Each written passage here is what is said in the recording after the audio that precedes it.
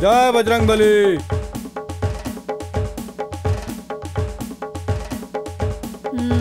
हाँ बेटा कराना। जय जोहार गुरुजी। जय जोहार जय जोहार। खुश रहा खुश रहा। अब तो तैयार हो जा, चलो कुश्ती लड़ना है। कुश्ती? फिर गुरुजी मैं हाँ तो ये गांव के जम्मो पहलवान मन ला पछाड़ डाले हूँ। हाँ? अब काकर से कुश्ती लड़ना है? एकर से लड़ना है।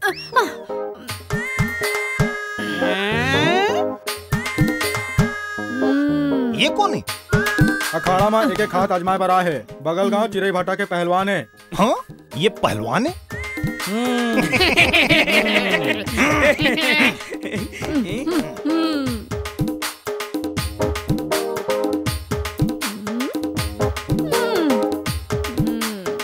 ये पहलवान है? अरे ये किथे एकर गांव में इसने पहलवान होते। अरे गुरुजी जब एकर गांव में पहलवान मन ऐसन होते तब मन के मन कैसे हुई? गाय बांधे के खूटा सन। अरे चल हट, बड़ हीरो बनथस। आ अखाड़ा में आओ देख मोर पहलवानी ला। अरे तेरी चैलेंज भाई तकुज जा अखाड़ा में आओ होमन दे पटकी पटका पतरी चाट के। चल कूद जा अखाड़ा में। चल बेटा।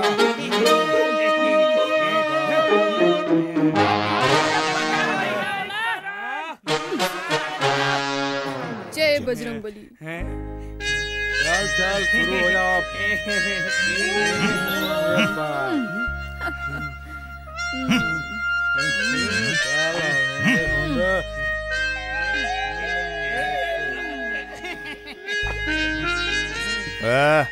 ऐसने लड़बे का? चल अपन कपड़ा उतार। हाँ हाँ। अरे मैं कपड़ा खोलूं ना तत्ते ऐसने हार जाबे। अरे तय का यहाँ के सब्बो पहलवान ऐसने गिर जाए। का? काबर? ओ मोर बॉडी देख के। बॉडी देख के? देखा देखा तोर बॉडी देखा। चल हट, सही कहा था दाई क्रिया। अरे छोड़ना, मोला क्या करना है? जब तोला एतराज नहीं है तब मोला क्या करना है? चल आजा आजा आजा।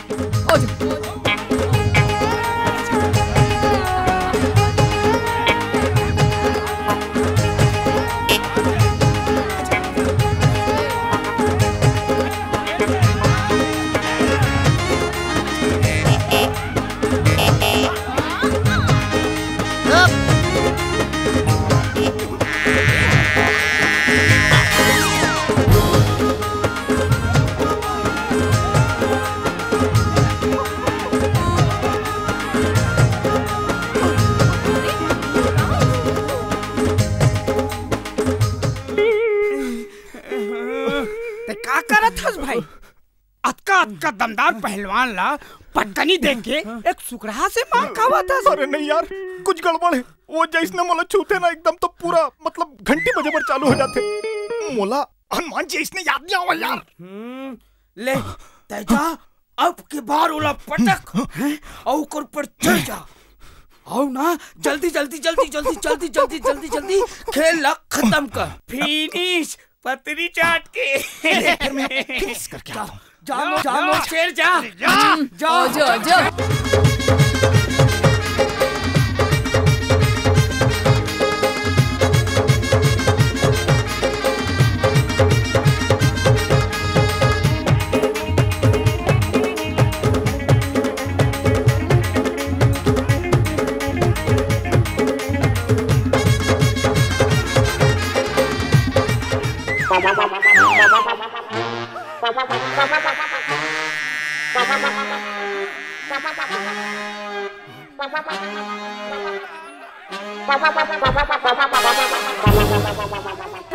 अरे कहाँ का करण? मैं सही कहा था भाई, कुछ बहुत बड़े गड़बड़ है यार। वो जिसने मोला छूते ना तो एकदम वो हनुमान चालीसा के टेप रिकॉर्डर चालू हो जाते। वो जिसने वो सीला के छुए में होते ना इसने कहूँ भाई सुन ना इतनी लाना काल ला।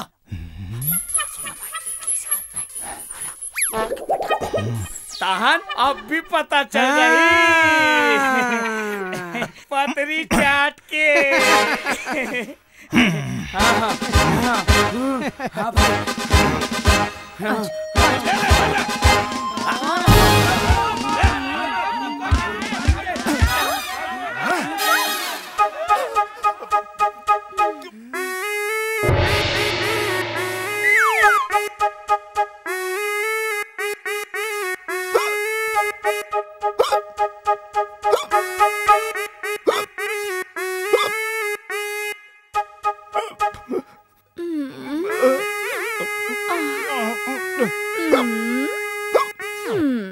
बोलो ना, जरूर कुछ गड़बड़े। मोर धर्म ला भ्रष्ट कर डारिस ना, मोर नाहे पर गंगा जल लाना और अतेक तीर ले तक डारे। अरे कहाँ चल देस मोर कुंदरू करेला, चल ना दोनों झिन नहाबो तेरिया में।